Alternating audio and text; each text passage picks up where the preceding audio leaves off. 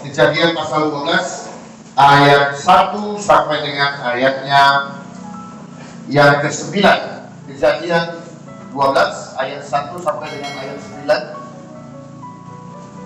Oke, jika sudah dapat, saya akan baca buat kita semuanya dari firman Tuhan. Abraham dipanggil Allah. Berfirmanlah Tuhan kepada Abraham, pergilah dari negerimu dan dari sanak saudaramu dan dari rumah bapamu ini ke negeri yang akan kutunjukkan kepadamu. Aku akan membuat engkau menjadi bangsa yang besar dan memberkati engkau serta membuat namamu masyhur, dan engkau akan menjadi berkat. Aku akan memberkati orang-orang yang memberkati engkau dan mengutuk orang-orang yang mengutuk engkau, dan olehmu semua kaum di muka bumi akan mendapat berkat. Lalu pergilah Abraham seperti yang difirmankan Tuhan kepadanya, dan Lot pun ikut bersama-sama dengan dia. Abraham berumur 75 tahun ketika ia berangkat dari Haran.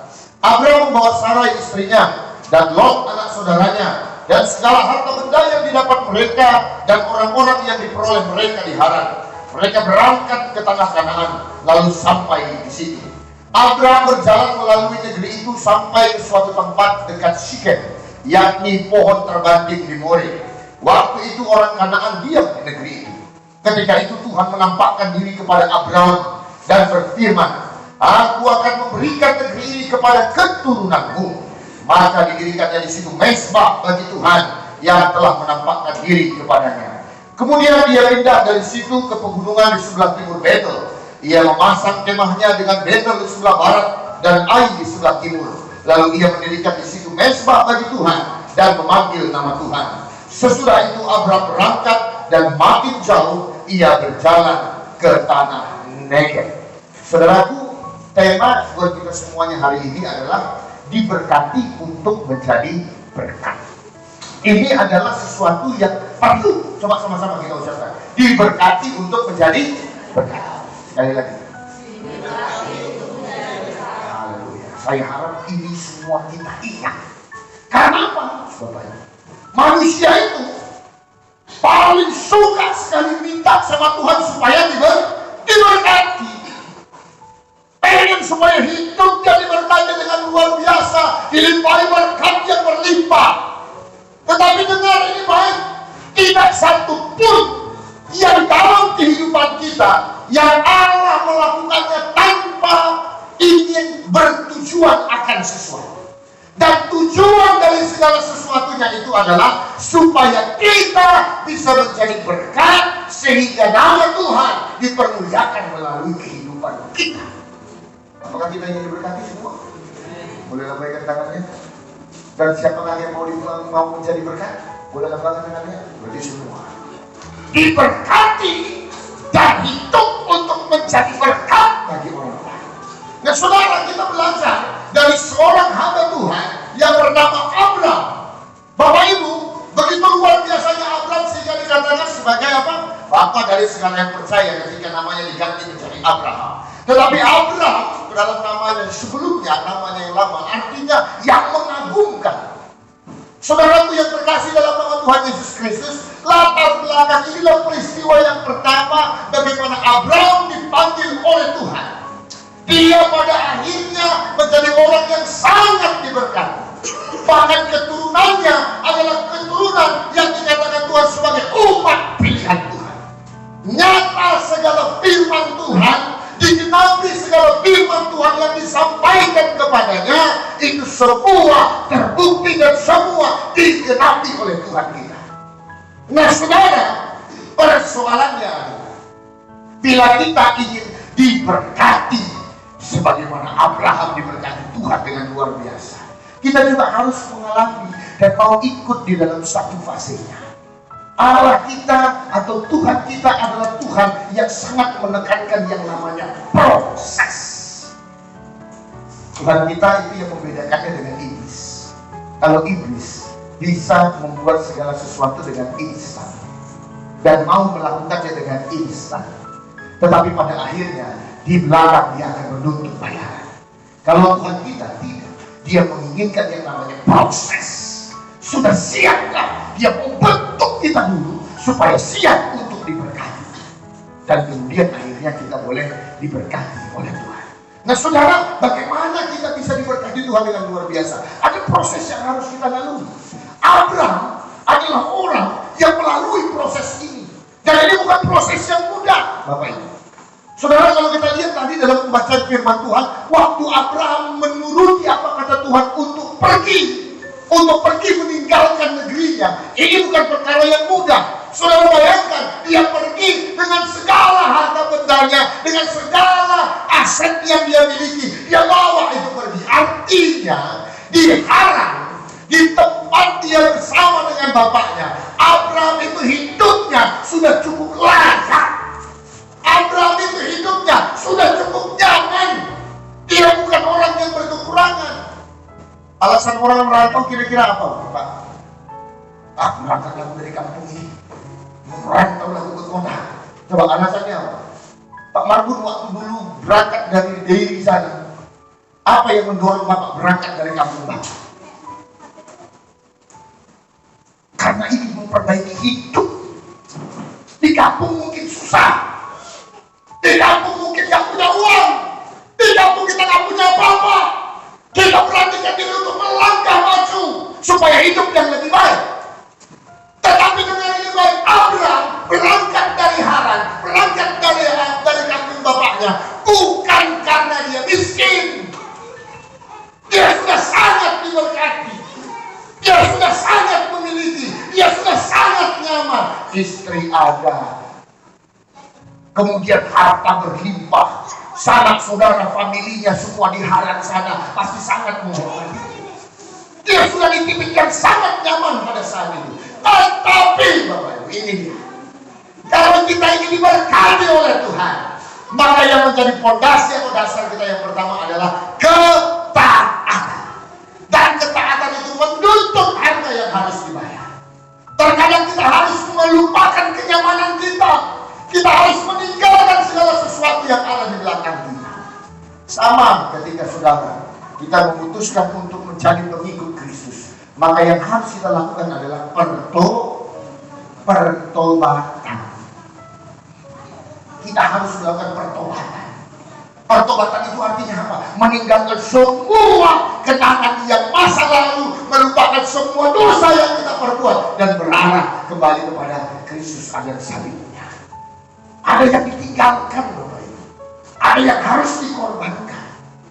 Kenyamanan Abraham akhirnya dia tinggalkan demi satu panggilan yang tulus. Saya mau taat kepada Tuhan.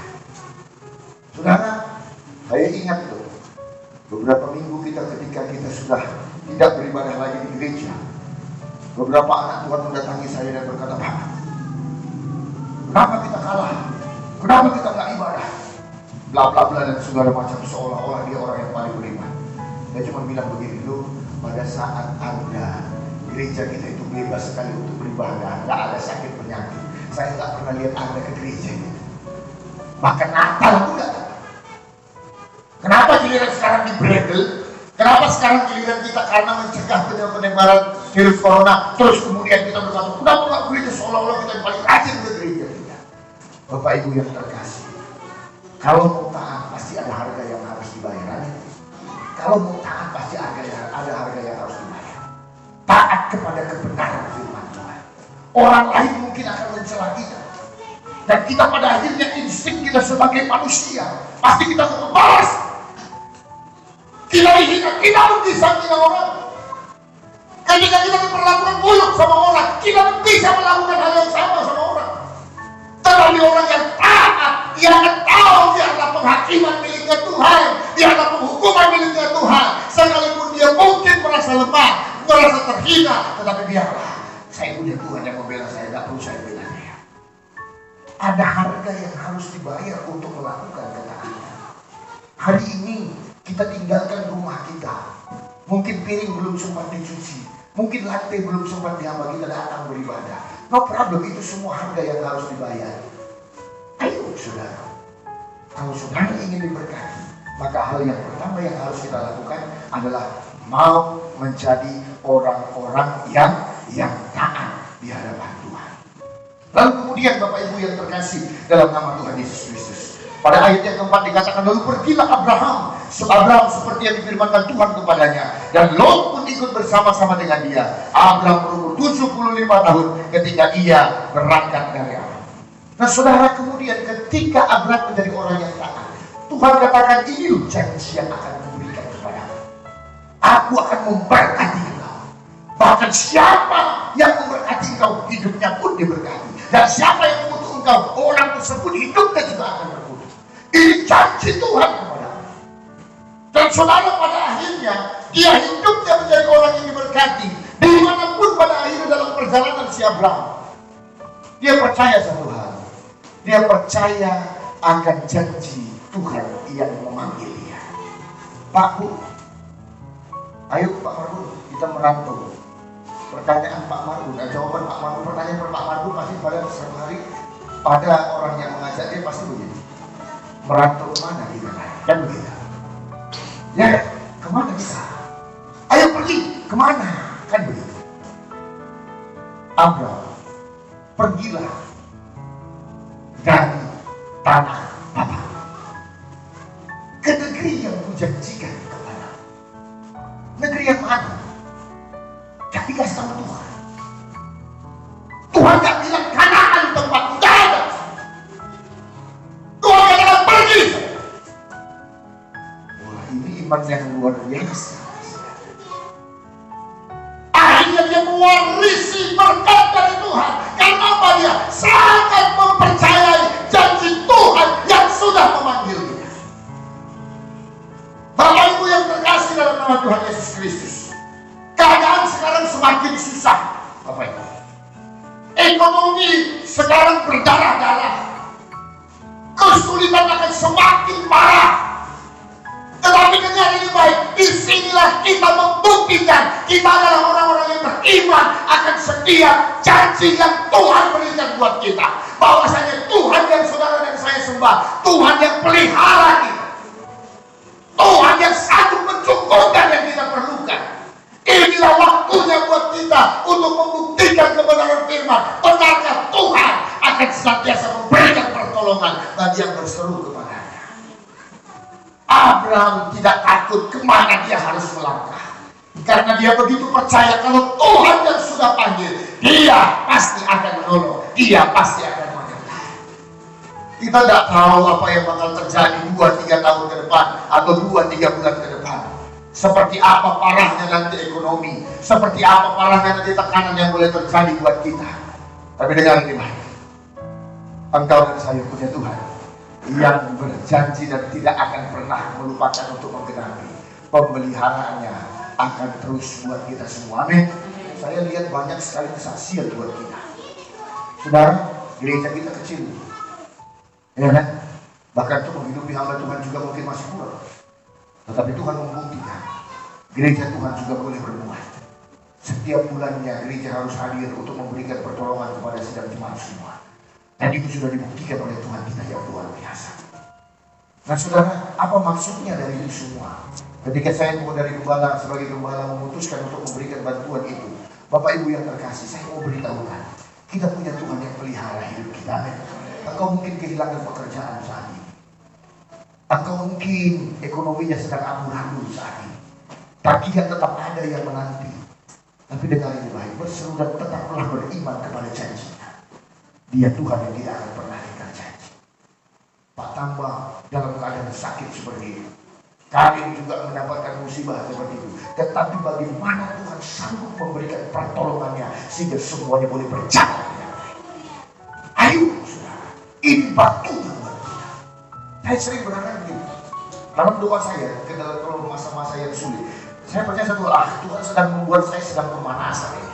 Karena ada satu pertandingan besar yang akan mendatangkan piala yang besar, yang akan mendatangkan kehormatan yang besar, yang akan mendatangkan level yang jauh lebih baik dari hari ini.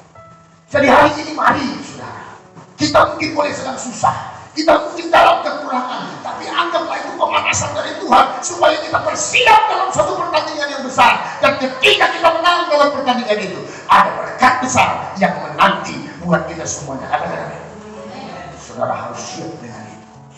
Dagangan boleh gak laku sekarang, ya. Monsa kita mungkin gak ada orang yang datang, bahkan masih tutup semuanya, tidak usah. Tuhan punya cara untuk memberkati kita semuanya dan mencukupkan apa yang kita butuhkan. Lalu saudaraku yang terkasih dalam nama Tuhan Yesus Kristus, full dari segala sesuatunya. Saya sering katakan saudara, bukan Tuhan gak sanggup memberkati kita, tapi mari kita persiapkan diri kita juga untuk siap menerima berkat Tuhan.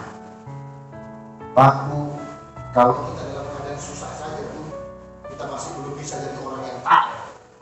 Bagaimana nanti kalau kita jadi orang yang berduit? Lebih susah bagi kita untuk bisa taat. Ini gak ada duit, contohnya misalnya hari Minggu, gak ada uang, mau mana kita? Ya kan?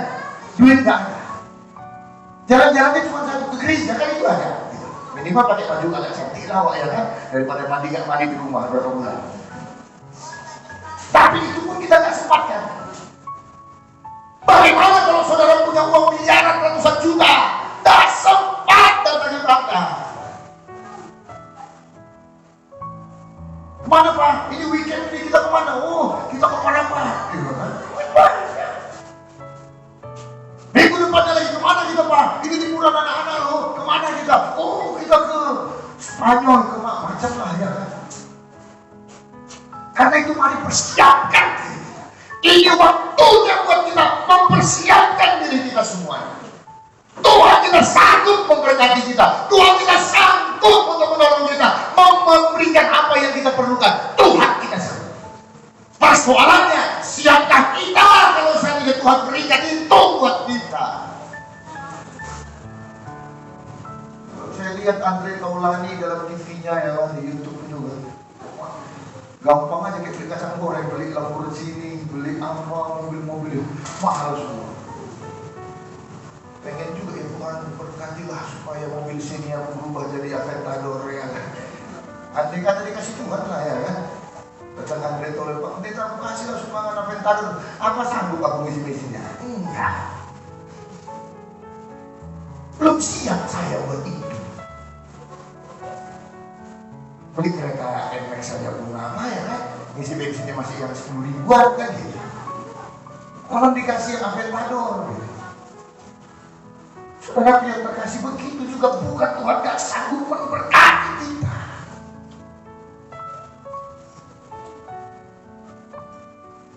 Masih kau susah saja pun ayah pelukkan. Keadaanmu sulit saja pun tak datang kau sama. Masih kekurangan pun lupa kau terus sama. Yang diingat selalu togel, gak togel lah kartu, gak togel kartu, itu togel itu. Ya.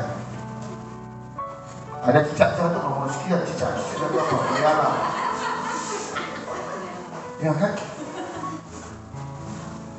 Untung sekarang gak ada lagi obat nyamuk Mosply. Kalau masih ada udah habis untuk membahas ya kan, nomor sekian semua pembahasan mengenai. Tiap pagi cepat bangun pagi, bukan apa, bukan salah saudaranya. Shalom, pagi, mau piu.